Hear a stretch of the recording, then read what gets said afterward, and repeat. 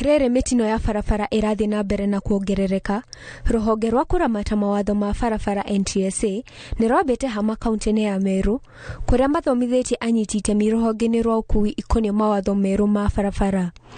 Mawatho maya maratanya gũtigĩrĩra atĩ arutwo a cukuru matirĩ ũgwati-inĩ. Regulation and the highlights, and especially the school transport regulation, the highlights is how we are going to ensure that our children are safe when they are using this transport.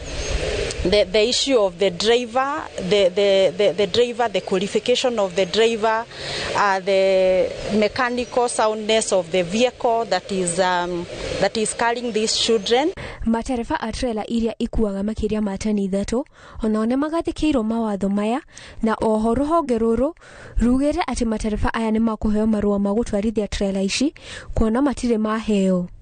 There is also the licensing bit for these vehicles. We are going to provide for them a license for the operator, anybody operating the school transport, the school transport operator, and also the vehicles. Kuna watoto wenye wanakuwa wanapebwa na gari za shule. Wengi wao ni wadogo sana, wa miaka 3 hadi miaka 10. Kwa hivyo mtoto mmoja, tukisema gari linapepa watoto 51, inamaanisha kwamba kila kiti kitakuwa na mwanafunzi.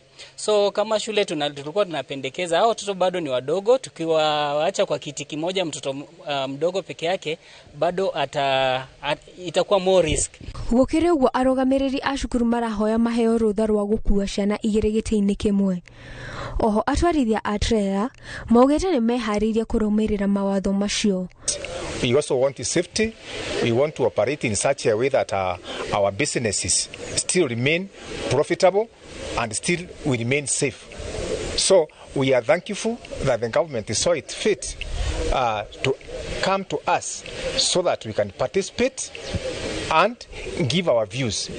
I believe we have given our views and our views will be taken seriously.